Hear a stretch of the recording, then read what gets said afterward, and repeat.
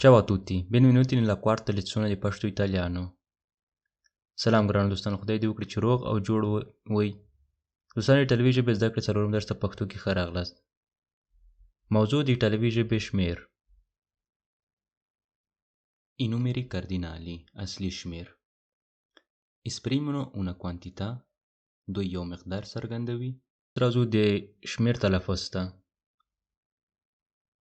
0 صفر 1 یو 2 دوه 3 درې 4 څلور 5 پنځه 6 شپږ 7 اووه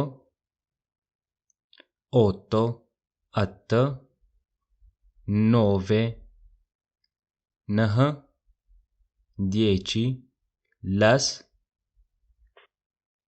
له 11 تر 14 همیشه په دیچی ختمیږي، لکه 11 11 12 12 13 14 14 څوارلس 15 پنځلس 16 شپاړس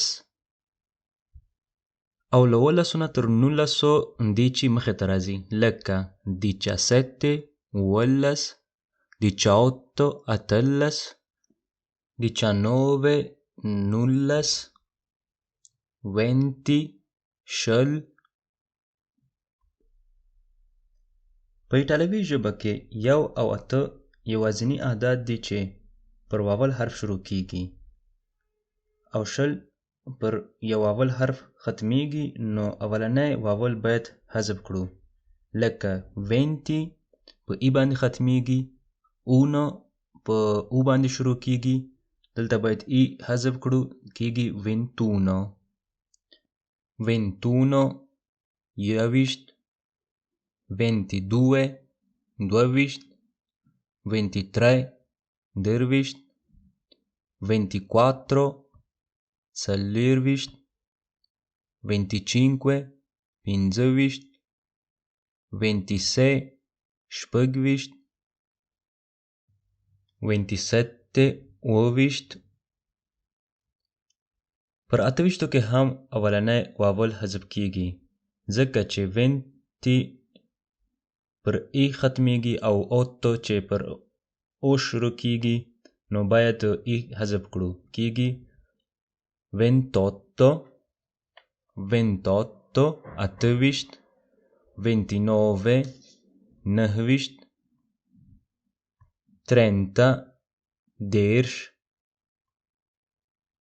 31 یو دېرش 40 څلوېښت 50 پنځوس 60 شپېته 70 اویا 80 اتیا 90 نوي 100 سل.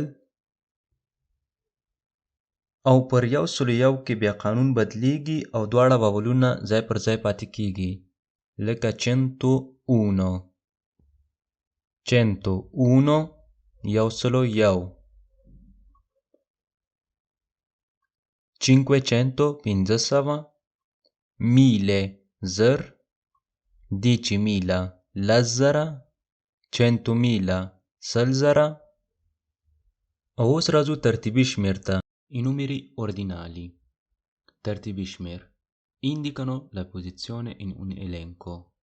په یو لړ کې موقعیت په ګوته کوي.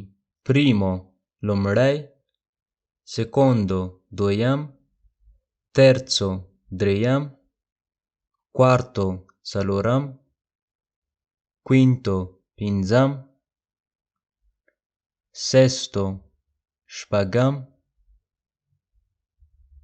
settimo اووم، ottavo اتم، nono نهم، decimo لسم، لومړی لس تنه باید د یاده زده کړل شي او اوس نو بس ده چې پر اخر کې ایزیمو ور اضافه کړو لکه اوندیچیزیمو یولسم دودیچیزیمو دولسم تریدیچیزیمو دیارلسم کواتوردیچیزیمو څوارلسم کویندیچیزیمو پنځلسم سیدیچیزیمو شپاړسم وینتیزیمو شلم چینکوانتیزیمو پنځوسم چنتیزیمو سلم میلیزیمو زرم ارویدرچی د خدای په امان